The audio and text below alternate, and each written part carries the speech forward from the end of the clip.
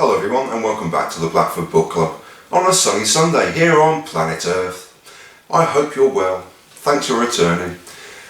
I'm going to keep leaning forward as I usually do. Thanks for being there. I hope the world is turning in your favour, in your corner of the world. And here is We Need to Talk About Kevin, directed by Lynne Ramsay.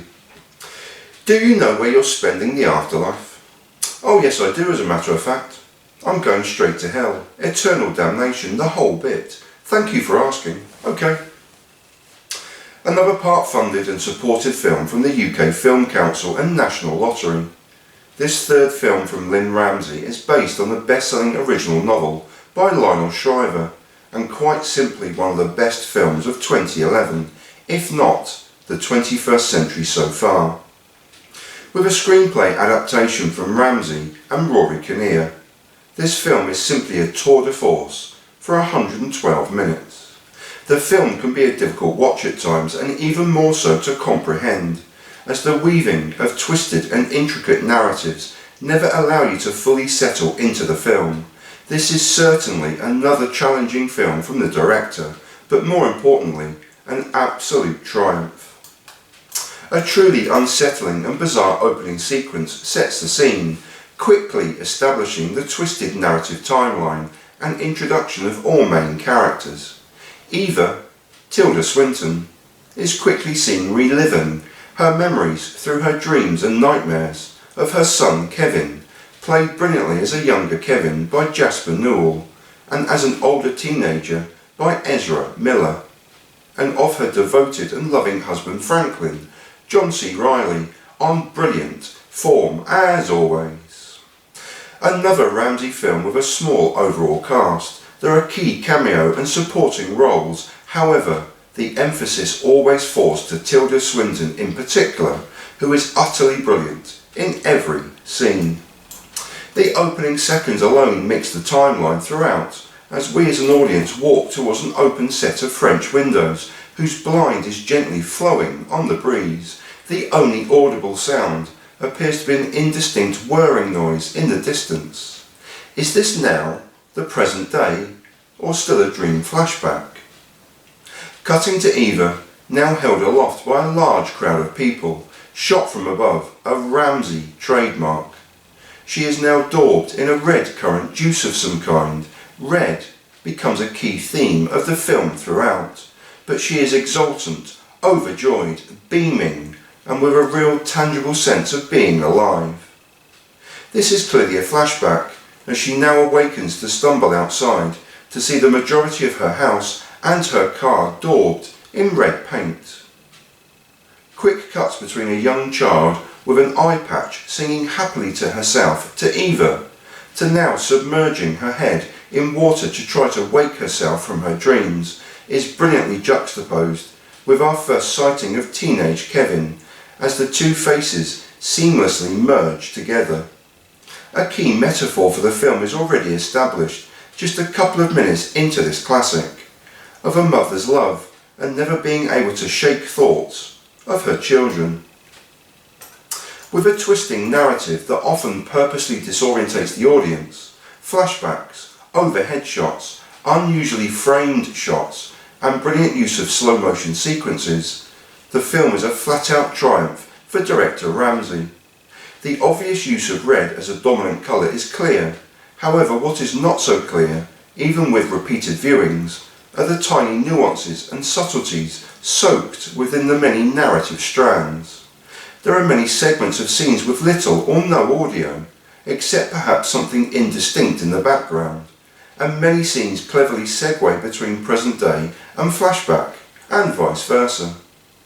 To bring such towering performances from our actors is a wonderful credit to the director, as despite the at times difficult to watch scenes, you are so engaged with every character, accepting of their frailties and faults. Eva, Tilda Swinton, concentrating mainly on the present day scenes so as not to hint at possible spoilers. Tilda Swinton is again on Oscar-worthy form and so criminally overlooked. Seeking redemption and to make sense of the world that surrounds her, Swinton is mesmerising in every scene. She gives absolutely everything in every scene. You can't help but pull for her as she deals with a rapidly changing life and the crushing impact her relationships have on her. Told to "rot in hell, you fucking bitch" very early on, this crashes against an early, happy episode in the film, and this sets the tone, as do the lonely walks amongst dancing ballerinas and silent, staring conversations with her son. Her scenes with an excellent John C. Reilly as husband Franklin are a joy, an actress and actor at the top of their professions. To be so uncomfortable around her own son is heartbreaking and brilliantly portrayed, as is their very last embrace. Kevin, Ezra Miller. Again, specifically concentrating on the teenage Kevin, Ezra Miller is portrayed as dour, cold and very, very distant. A semi-permanent sinister smile just adds to the film's overwhelming sense of tension, expectation and dread. His first appearance arrives via a TV interview, but it's not clear whether this is real or part of Eva's nightmares. As Kevin narrates, you wake up, or you watch TV, you get in your car, you listen to the radio, you go to your little job or your little school, but you don't hear about that on the 6 o'clock news. Why? Because nothing is really happening, and you go home and you watch some more TV, or if it's a fun night, you go out, you watch a movie.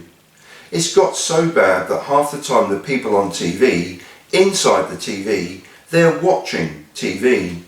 And what are all these people watching? People like me.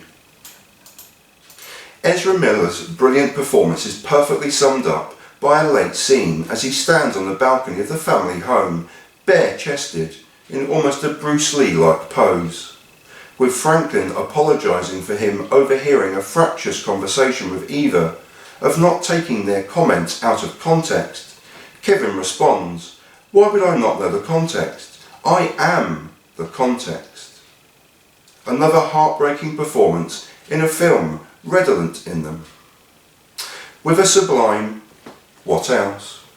musical score from Radiohead's Johnny Greenwood, and an eclectic mix of songs, Nobody's Child and Ham and Eggs by Lonnie Donegan, through to Every Day by Buddy Holly, and Wham's Last Christmas. This film is a heartbreaking triumph from start to finish. Executive produced with love and affection from the director, its main star Tilda Swinton and Steven Soderbergh. This is the third in a hopefully long line of classic feature films from Lynne Ramsay. And that was We Need to Talk About Kevin, directed by Lynne Ramsay from 2011. I'll live in peace and in solidarity, and I thank you so sincerely, as I always do, for watching. I do sincerely hope the world is spinning in your direction, in your corner of the world. I hope you're well. Thank you so much for watching. Peace, everyone.